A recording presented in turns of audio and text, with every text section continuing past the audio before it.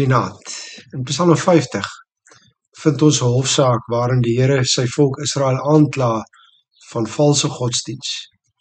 'n Godsdiens wat vandag nog al te maklik deel van ons werklikheid is. Die eerste aanklag vind ons in vers 8 tot 13. Dis nie omdat jy nie offer dat ek rekenskap van jou eis nie. Jou brandoffers is immers gedurig voor my. Ek wil geen jong bul uit jou stal hê, of bokke uit jou krale nie, want al die diere van die bos is myne, die wild op die duisende berge. Ek ken al die voëls van die berge, al wat roer op die veld is myne.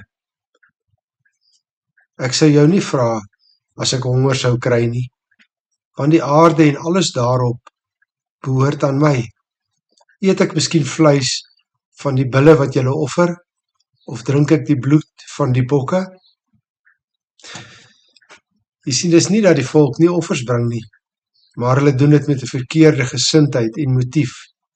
Hier word geïmpliseer dat die volk dink dat hulle die Here met hulle offers en met hulle diens 'n guns doen, en op die manier manipuleer om vir hulle iets terug te doen. So of hy 'n reaktiewe God is, wat nie anders kan as om op ons baie offers te reageer nie. So godsdiens waar ons mense dink dat ons deur gewoontes en routines, alhoewel dit goeie gewoontes is, 'n bydrae kan maak om God in beweging te bring ter wille van ons, word hier afgewys. Die tweede aanklag is die van lippediens. En weer eens kan ons onsself maklik in hierdie aanklag vind. Vers 16 tot 20. God sê, waarom sê jy my voorskrifte een vir een op en beroep jy op my verbond? Jy wat 'n afkeer het van wat ek jou leer en jou nie steur aan wat ek sê nie. As jy 'n dief raakloop, breek jy saam met hom in. En as jy 'n kans kry, pleeg jy egbreek. As jy jou mond oopmaak, praat jy kwaad. Jou tong ryg bedrog aan mekaar.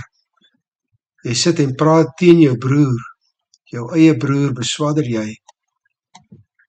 Beskuldiging is nie dat die volk nie die wil van die Here ken nie. Hulle doen. Hulle is ook uitgesproke belydende gelowiges. Maar hulle lewe stem nie ooreen met hulle belydenis nie. Hulle hoor die woorde, maar letterlik werp die woorde agter hulle. Hulle steur hulle doelbewus nie aan die wil van die Here in die praktyk van die lewe nie. Hulle breek saam met die diewe en hulle pleeg egbreek, vertel leuns, beswadder selfs hulle broers agteraf. Weet jy wat is genade? Dit is dat God ons nie in ons valse godsdiens los nie, maar dat hy na ons toe kom. In 'n godsverskyning, waarin hy die hemel en die aarde as getuies roep, kom kla hy as regverdige regter sy volk aan.